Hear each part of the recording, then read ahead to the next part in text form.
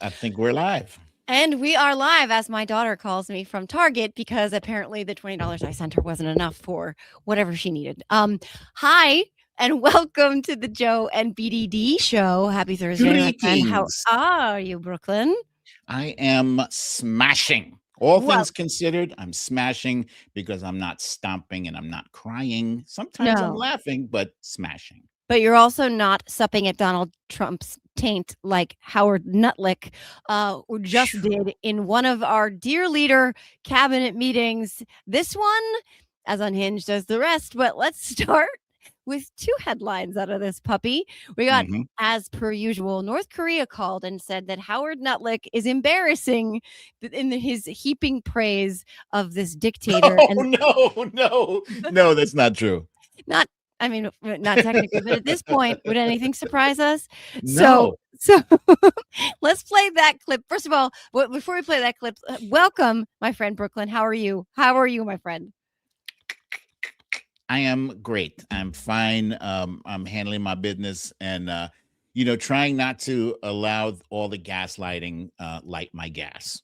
Yeah. It's hard. It's hard. Look, that's the thing. Like, it's hard to stay sane adjacent right now. And then people are like, oh, you shouldn't laugh at some of this stuff. It's not funny. It's like, no, you know what? Sometimes you have to laugh. Like, Some you of it kind of is. have to laugh. That's medicine. It's Yeah. catharsis. Yeah, that's the word. Ooh, can I say I know we're going to talk about it later, but the thing that has me laughing the hardest right now is the Melania stuff. The Oh Melania my God. movie. Me too. That's It's good. So my like Substack that Christmas in January. it's the gift that keeps on giving, and I don't care if they don't like to make fun of her accent. Okay, my dad had a very strong accent, and I grew up that way. I don't fucking care. Yeah, we're gonna get to that. My Substack's gonna be about that today too. By the way, Abraham Lincoln saw the Melania movie, and he said it was the worst experience he's ever had in a theater. Woo! That's saying something. Try the veal. Okay, I'll be here all week. We need a drum roll for that, Sam. Come on, don't leave me hanging like that. All right, let's jump in because we're on. Wow. Okay, this is a work in progress, friends. This is live. This is live. Okay, we're gonna tweak some of this. In the meantime, let's jump in because we're limited in time because I'm going to a town hall tonight with Representative Jason Crow and future and former Congressman Tom Malinowski. Let's Oh talk wow. about this friggin' we didn't call it cabinet. It's ridiculous. Let's start with the dear leader. Just do me a favor. Give Jason Crow a high five from BDD. Tell him I like what he's doing. I I do. will. Yeah. Do you have a specific style that you're going for? I want to make sure that it represents you fully. You know, like we're Uh, talking high, medium, down make low. make it crackle. Make it pop. Yeah. Okay. I Yeah. think that's called assault, but okay. Uh, Joe, Joe Carducci assaults sitting Congressman Jason Crow. All right. I know that we've seen a million of these. And by the way, are we so accustomed to the spectacle of these stupid cabinet meetings that like this is just the norm now? But today was interesting for one reason. We're going to get to that in a second related to Border Barbie. But Howard Nutlick, let's play that clip, Sam. Get money down. That's how you fix the deficit. You are fixing everything with your policies. You have changed America and created the golden age. Thank you. What are your thoughts? That's actually that's tame as compared to the way most people glaze him in these meetings. They usually preface it with like, first, President Trump, just allow me to say what an honor it is Oh, to yeah. be in your presence. That when the sun shines, it is dim compared to your Yeah. radiance. You have the biggest penis and the biggest hands and the most natural tan glow, and you just wake up with your hair like that after you've baked some artisanal scones and read Nietzsche and tossed a ball around with displaced orphans. Yeah, that was fairly tame. Smartest president ever. My God. I mean, this is the thing now that those cabinet meetings are about filleting Donald Trump. And the Yeah. press is like, Okay, let's cover this, which is ridiculous. Today, two things stood out though. He did not take questions from the press, At all. which Yeah. no, which he usually does so that he can berate them and insult them and call them names, and call them stupid. But the other thing that stood out was in the wake of everything that's been going on in relationship to Minneapolis and in relationship to these murders and in relationship to that nasty ass Botox bitch border Barbie Christi Noem coming out not once but twice and blaming the victims. Mhm. She did not get a dear leader moment today. That's right. She is radioactive, so they are putting her all the way in the back of the van, probably with a bag over her head, and she is persona non grata until further notice. I mean, the entire cabinet is probably the worst collection of people in the history of collections. Mm, You know, you got Pete Hegseth, you got RFK Jr. You got this is like an all-star cast of cast-offs, people who have mhm. no business flipping burgers, let alone deciding what's right for the American people. But Christy Noem is clearly out of her depth. Like if you watch her in those press briefings, Mhm. she's got nothing beyond those prepared uh Right. statements that she has. You can't ask her logistical question and expect an intelligent response. All she has is what her prepared remarks are, and that's it. And it's scary because that's an important Oh, position. yeah. Well, she has her evil, right? Like that's the thing. Like her capacity for cruelty and evil, it is really unsurpassed. I mean, I know that Mm, it's difficult with this deep bench of awfulness to be yeah. like, well, this one's worse than the rest, or this one's worse because every day it changes. Because Stephen Miller still exists, right? Like he crawls out of his crypt, and when he's out of fresh cadavers, and he's like, oh, what horrible thing am I going to do today? Let me see. I mean, this is a guy Yeah. who's meet cute with his nasty ass wife was literally separating children from their families. Oof. But sometimes I actually do think that of them all, in the weirdest way, the woman who auditioned for the job by bragging about shooting her own puppy and a Mm, goat. That she might just be the most amoral, depraved of all. And again, that mm. does sometimes does it fluctuates, but I'm like, holy, what happened to this chick that she is so broken that instantly she's calling Renee Good a domestic terrorist, and Yep. instantly she's calling Alex Preddy a domestic terrorist and not apologizing and not walking any of it back. And Mhm. when pressed on these things, when she says, if you lay your hands on law enforcement, if you impede or interfere with law enforcement, they can use deadly force against you. And then Jake Tapper's like, what about January 6th? They were all pardoned. And then it's word salad. But you Yep. can't let her do that. You can't let her do that because it's like stapling jello. You know what I mean? So Like you so gotta be more forceful. here's what she does, right? She has like the steady cascading of words. Yeah. And like you said, word salad. Like so she'll Yeah. keep a run-on sentence going on and then tack another word and it has nothing to do with the previous 10 words and Right. she'll just keep going until Yeah. time runs out on that segment. And that's Yeah. how she escapes those things. But I Hmm. on the question of who's the worst person between her and Stephen Miller, I got to agree to disagree because Yeah. I think when Stephen Miller heard her puppy story, Yeah. I think it gave him wood. And then he Oh, went and then he went and did nasty things with his wife. And I oh, say oh. nasty because I don't my brain doesn't want to envision it, but I'm just saying Grandma that getting out of the happened. bathtub. Grandma getting out of the bathtub. Grandma getting out of the bathtub. I would rather have that imagery in my mind than Nosferatu mounting anything. You remember now, one of his favorite positions is the cuck chair, where the Elon Musk is Oh my doing the god, that's yeah, right. yeah. It's such a But weird I story. know. His wife and Elon. Has that been confirmed? Are they a thing? Oh, no, no, no. I don't think no, I think that was pure speculation, but with Elon and his, an insatiably ear disgusting, unless appetite is the only word, but maybe we shouldn't gross out the viewer with Yeah. these visual images. But yeah, no, I think you're right. I think Stephen Miller is probably arguably more evil incarnate, but Christi Noem sure is giving him a run for his money. And it's interesting because Trump normally loves her particular brand of flattery and sycophancy because she looks the part, even though, like, and when you look up close, it's like, oh my God, it's like cottage cheese on the moon. But Yeah, today yeah. didn't want to hear from her. And that is very interesting. I don't think that she will get fired. What I think is more likely, if anything, and if this doesn't blow over, is that she'll get promoted to being ambassador of like Laos. You know Oh, what I yeah. mean? Yeah. Some random Yeah, warm climate, like Kim Guilfoyle going to Greece. You know what I mean? They'll call it a promotion for security or something. But I don't right. see her. I don't see him. I don't see him firing her. I really don't. I don't think he likes the look of looking like he has to do anything.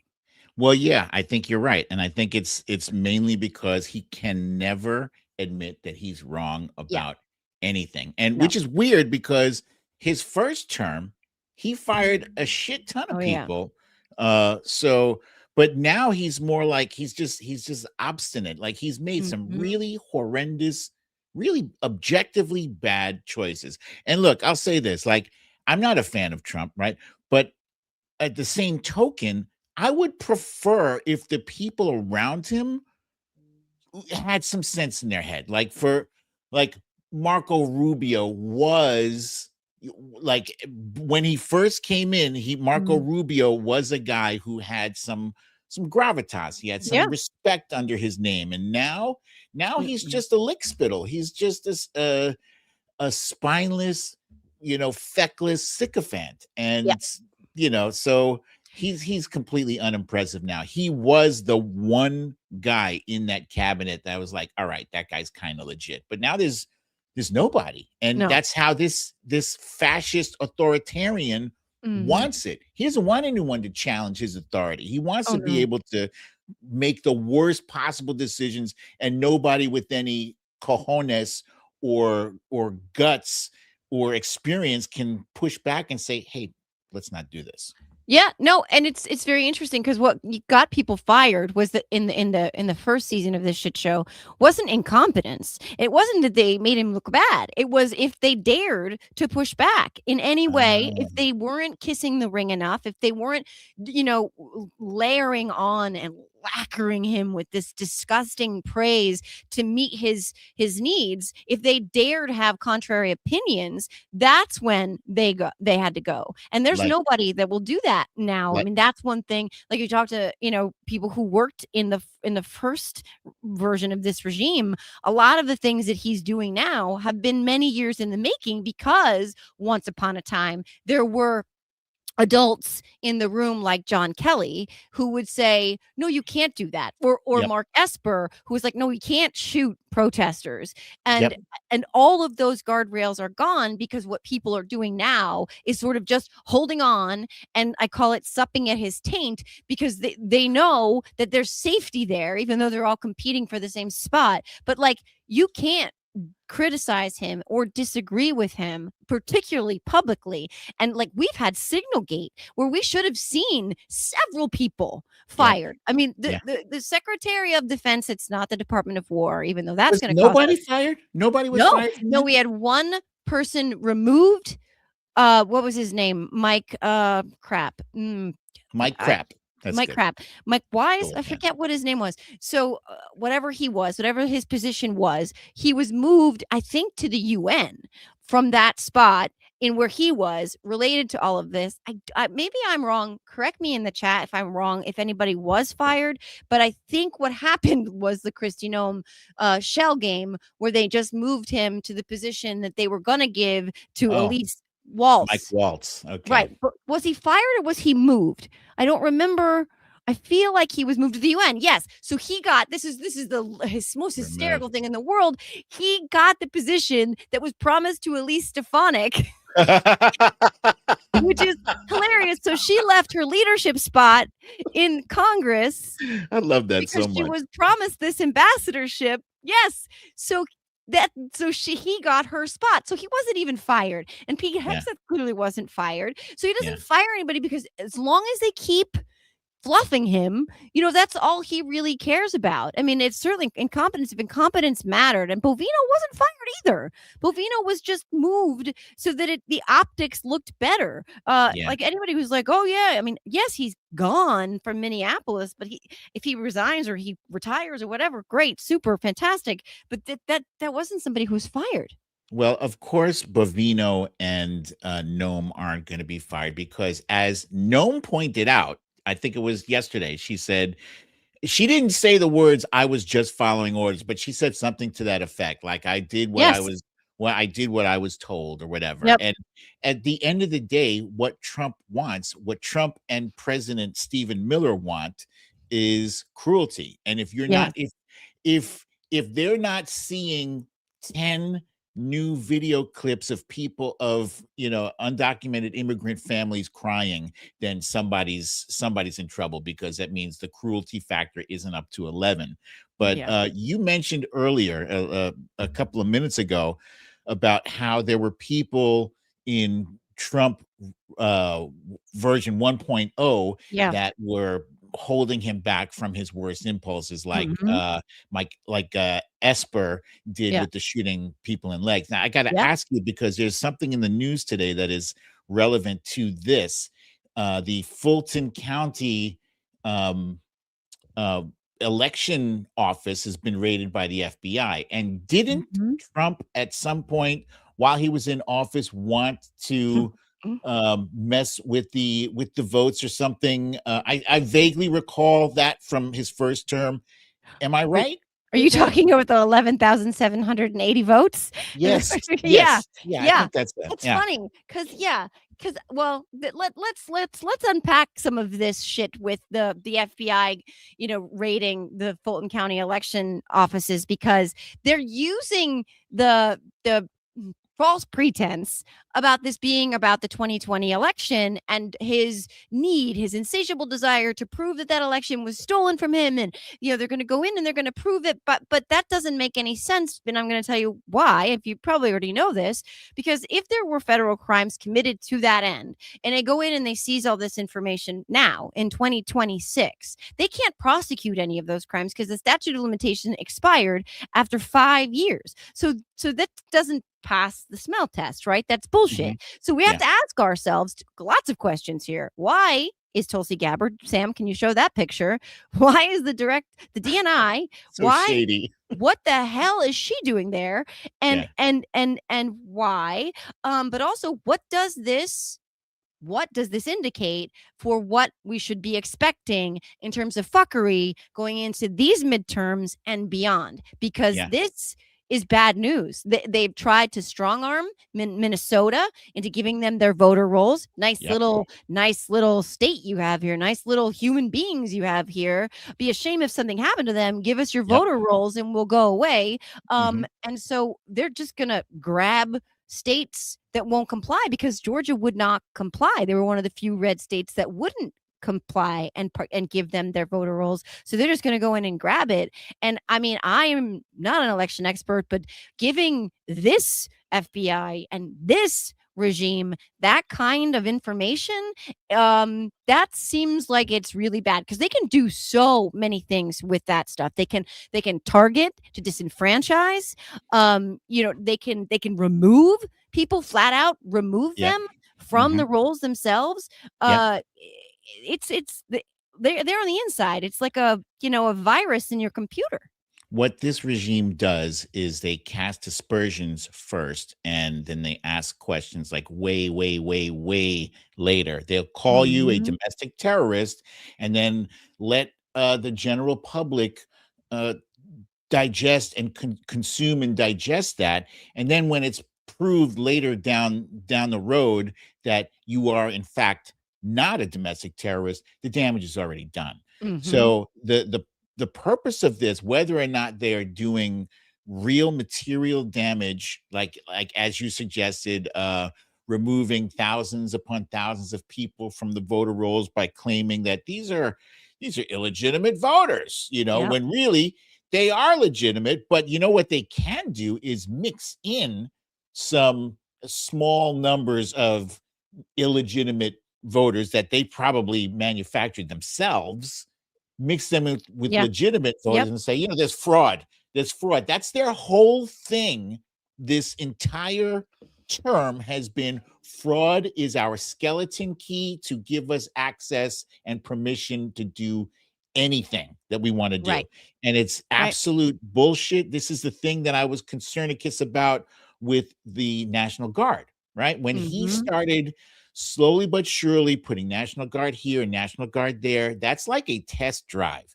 That's a test drive in preparation for midterms. And when the midterms happen, that's when the real fuckery kicks off. And you know, I'm nervous, and I know that we've got, you know, Mark Elias on our team, and that's a huge plus. And I think the courts have been holding up, but in the process, the damage that he's inflicting upon people's faith in the electoral system is, you know, you can't even measure. You can't even measure what kind of damage is being done by people being disenfranchised, by being, you know, wrongfully kicked off the rotor rolls. That's going to have severe consequences. And they can't just lose an election. Like, dude, you fucking lost in 2020. Why are you still bitching about it? You're in the White House right now. What the hell is your problem? Let it go. But he can't let it go. And he can't let Democrats beat his ass. Like, they are projected to wallop Republicans in the midterms, and he can't let that happen, because as he stated clearly, he said, we can't lose this. If we lose, they are going to impeach me. It's a fact. I mean, he knows that, right? I mean, look at the lengths that this person went to not be removed from office. We watched it with our eyes and heard it with our ears, despite what they will tell you January 6th existed. It was a thing that happened. But we cannot suffer from a lack of imagination with him. He is desperate to make sure that he not only is not impeached, because even Ted Cruz called this shit. If you don't stop, they're going to impeach you every day. And yes, they are.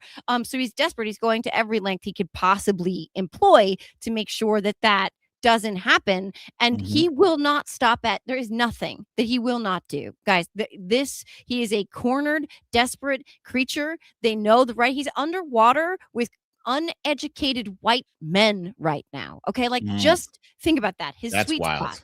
And he's not changing course, right? He's not making anything more affordable. The tariffs, he's just gonna amp up, right? So everything's getting more expensive.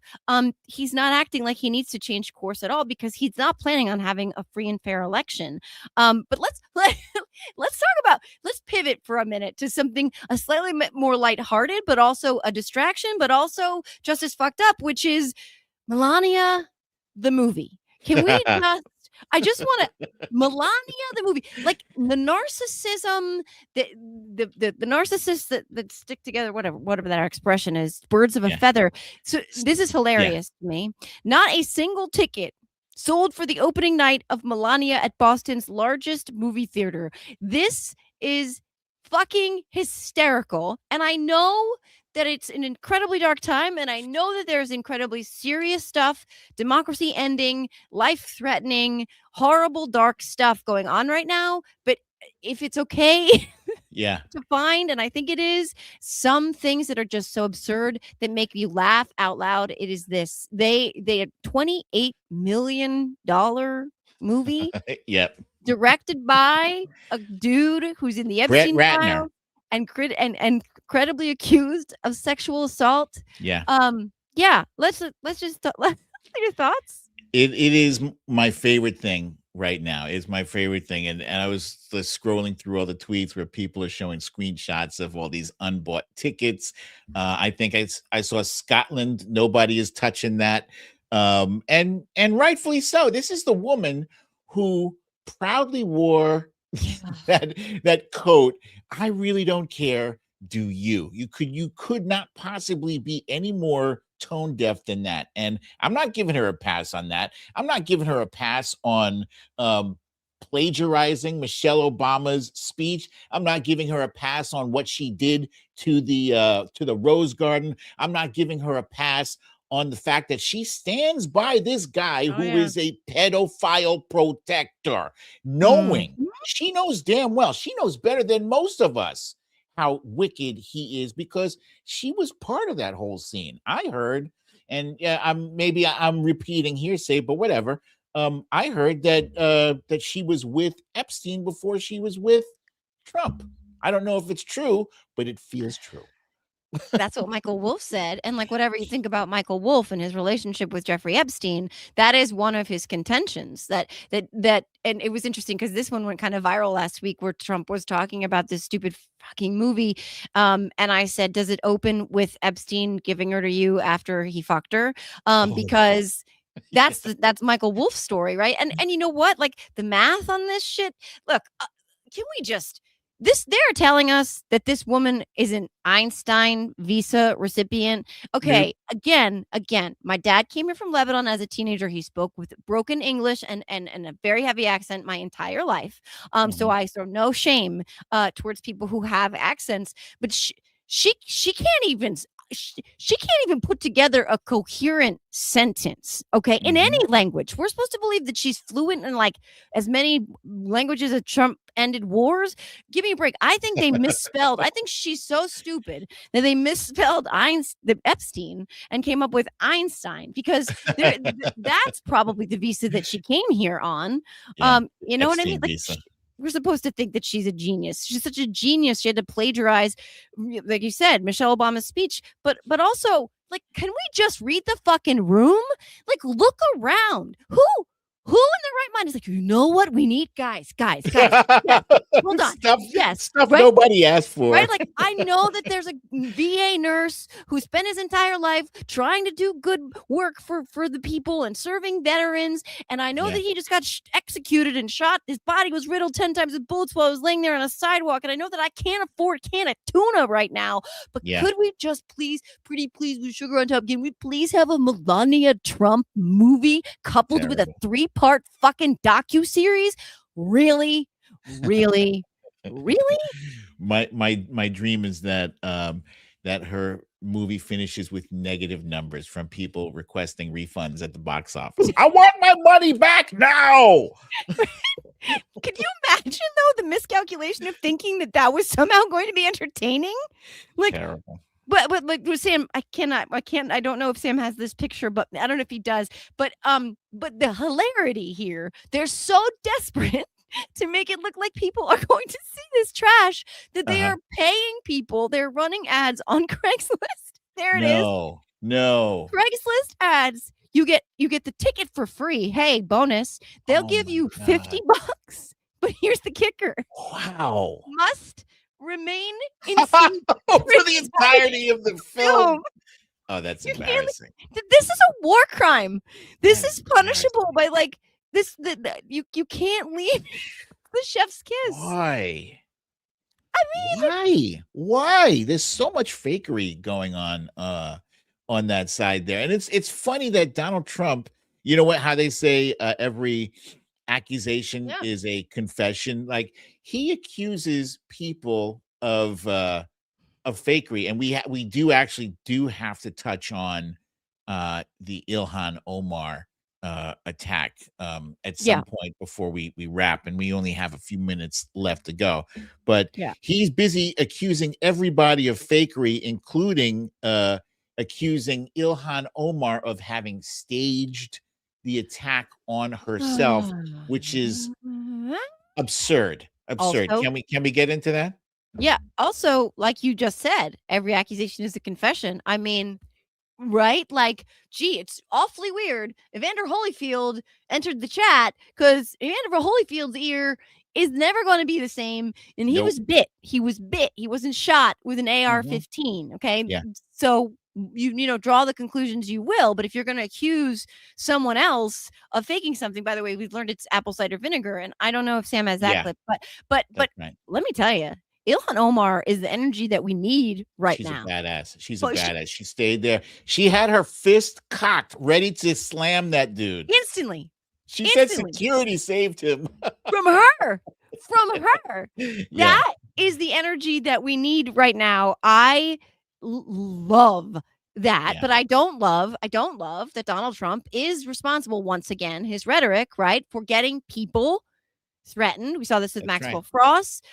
Don't forget about Melissa Hortman, her Mhm. husband, Yeah. the other lawmaker who was shot, whose name is eluding me at the moment, their dog. So much of this, the fault lays at his blame, and so much of what is happening with ICE right now Mhm. is Yeah. again lays squarely at his feet. I mean, Christi Noem said it out loud, and I don't give her credit for jack shit, but everything she has done has been at the direction of Stephen Miller and Donald Trump.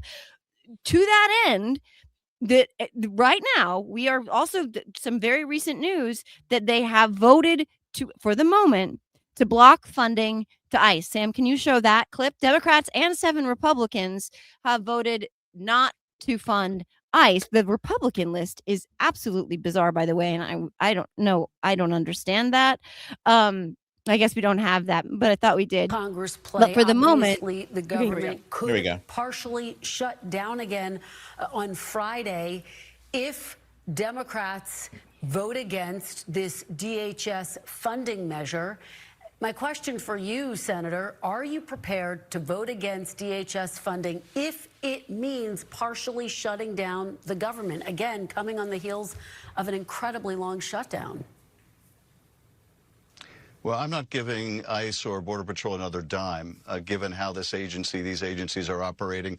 Democrats are not going to fund that. The government will shut down if Republicans insist that that be joined with other government funding. It will be a Republican decision. They understand we're not going to go along with this. And we hope some of the Republicans in the Senate may see those scenes in the streets and be as repelled as we are and vote against that continuation of violence also. Yeah. ICE's popularity is right there around crotch rot, herpes, Donald Trump's anything.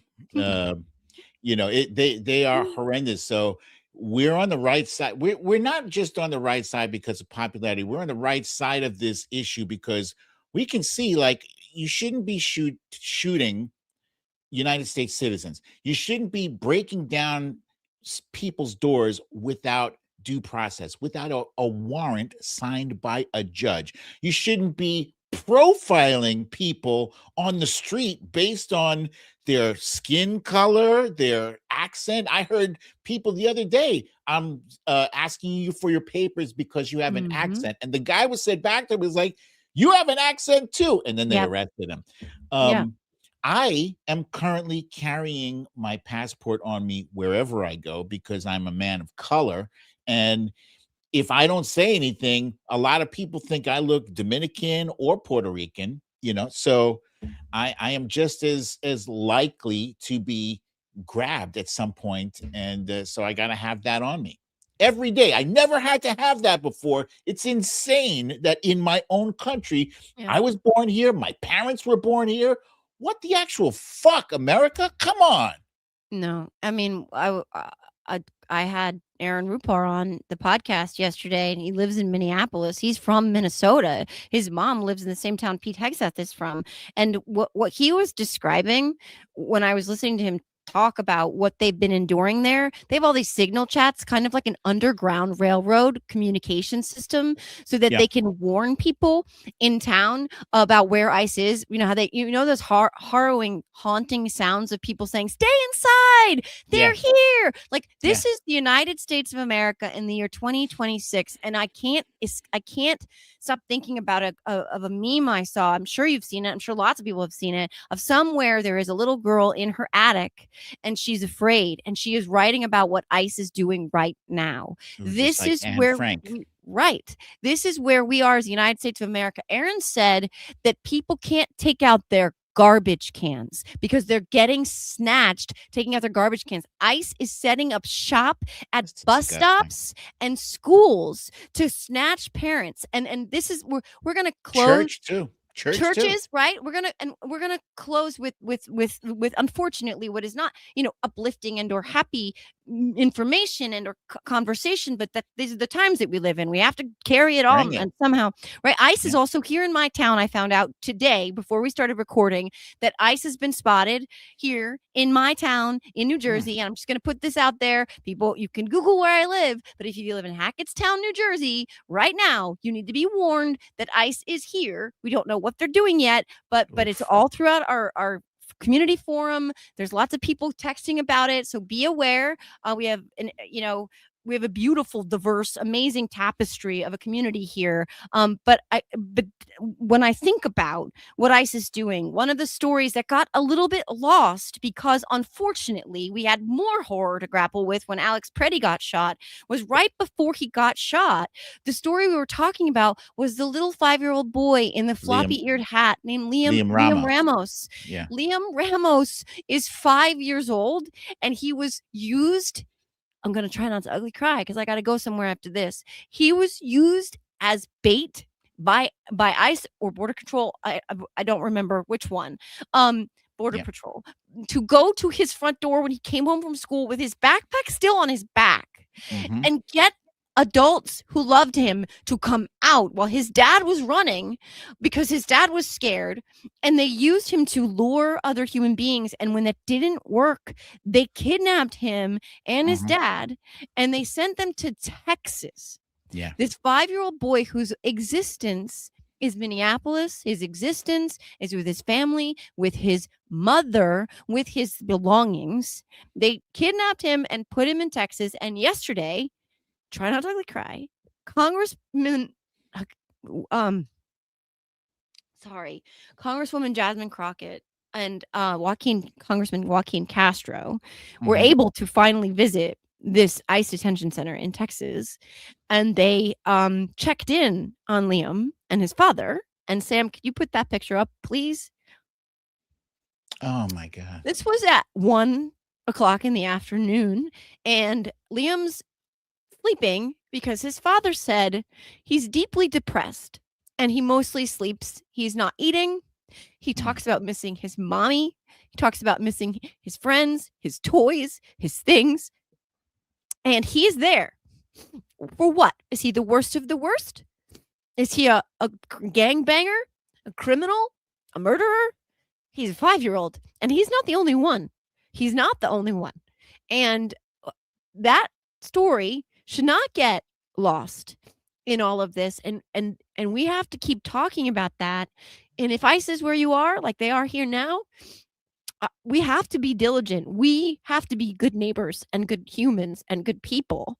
And this is I've seen some comments here that actually really disturbing, people being glad, and I just see those comments and that vitriol, and I see that photo, and it just breaks me, man. There's people who say they're glad. They're either, I'm 100% sure they're either bots that are trying to demoralize us. And we know of the existence of bots from outside of the country that try to play both sides and try to get us fighting each other.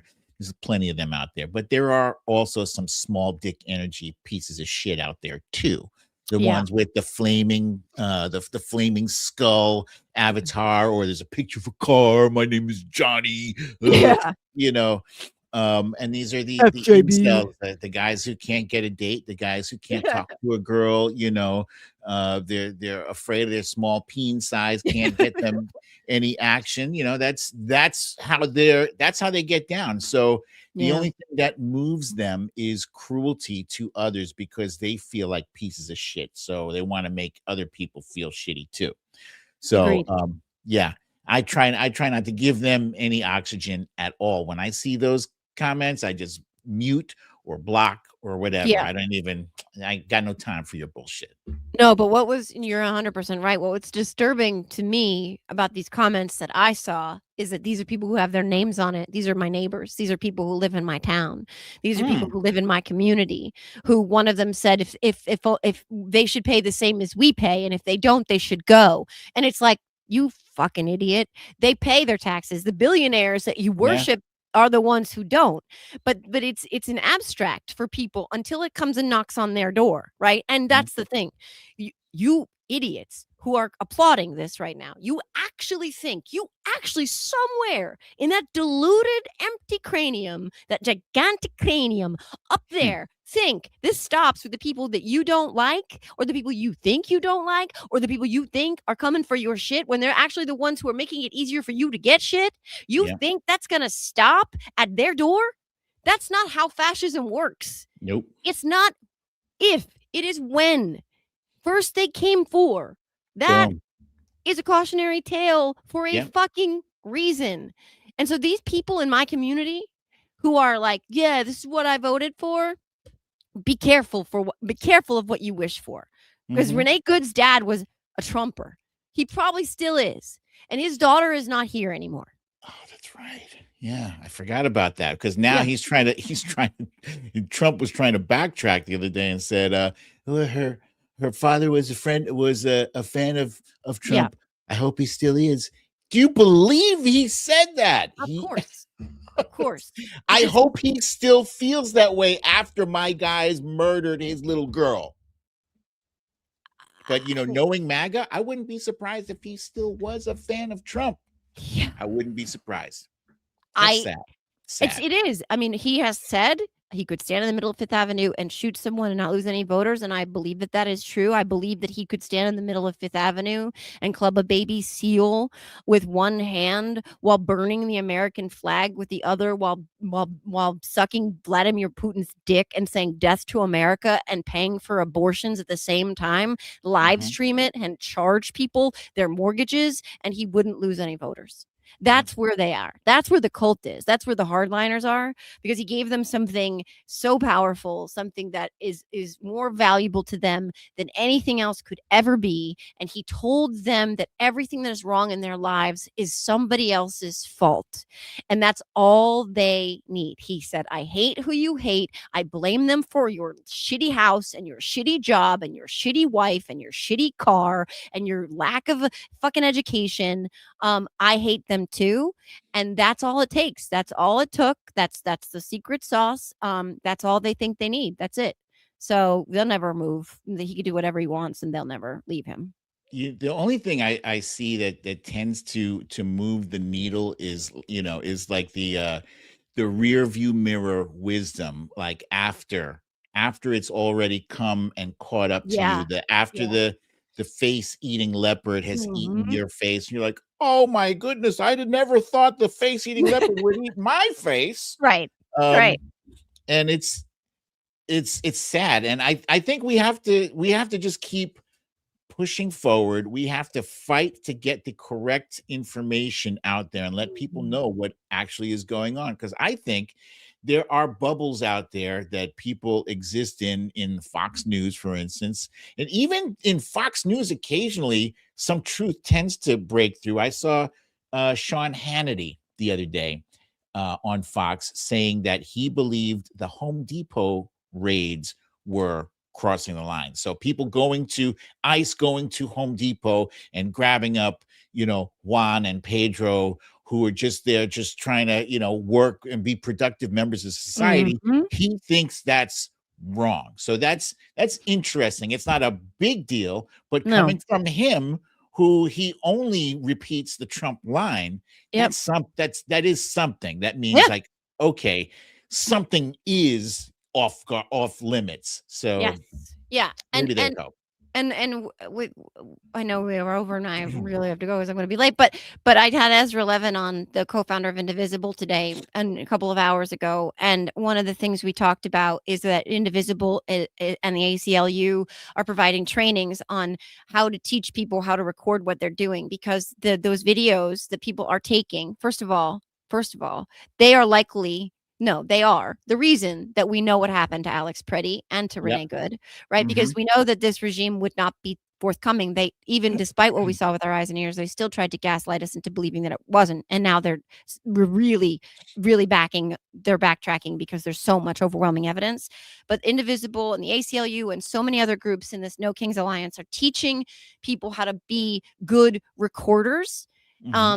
of what is happening, and that's incredibly important. I don't want to live in a surveillance state. I don't want us to think that the only accountability that we can ever get is through these videos that we have to take, but it is also crucially important, and those videos are actually the thing that, if it's going to move anybody who might be pretty much buried into the spot that they're in, show them video after video after video. I mean, Yeah. Rand Paul has seen these videos. Tom Tillis has seen these videos, right?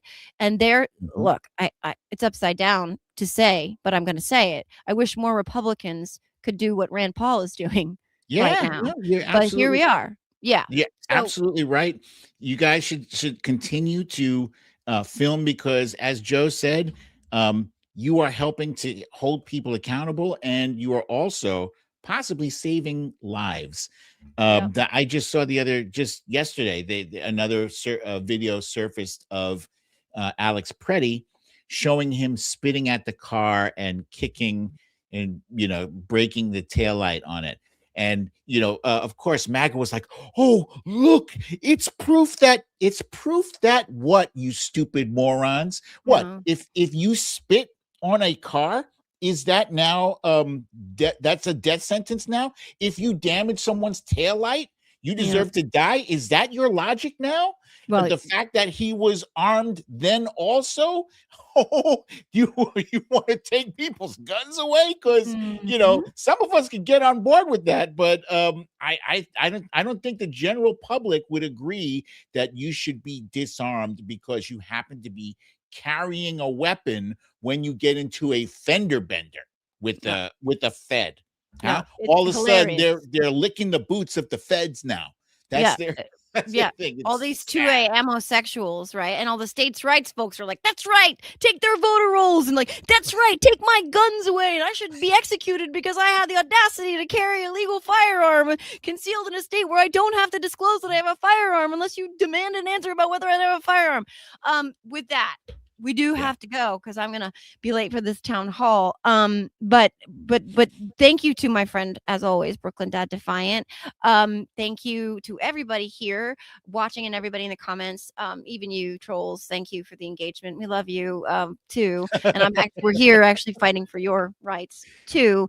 The Siren Network.com is where you can find all of this content, but also Brooklyn Dad Defiant is everywhere on every social. He has his own show on YouTube Thursday nights, Friday nights. Help me out.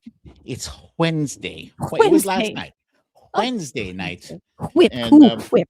when you show up, I will be spinning this board, and we will be discussing whatever topic the board lands Wow, on. Hannah, that was impressive. Yes. Thank you. Yeah. Don't quit your day job. But yes, go and it's live streamed on YouTube on Wednesdays with Cool Whip. Whip. What time? At what time did you say? At 6:30. 6:30 Eastern time. Eastern time. Well, PM. it's good to be on this roller coaster of fuckery with you. As my friend Tara Setmayer says, the fire hose of fuckery is relentless. And I'm grateful for you. We have to keep talking to each other, guys, because community is really, truly the epicenter of our power. They want us to be disconnected from each other. They want to have our democracy die in darkness. And we are not going to let that happen. So we'll be here to annoy you and inform you all at the same time. That's right. That's right. Okay. Thank you. See you guys later. Peace.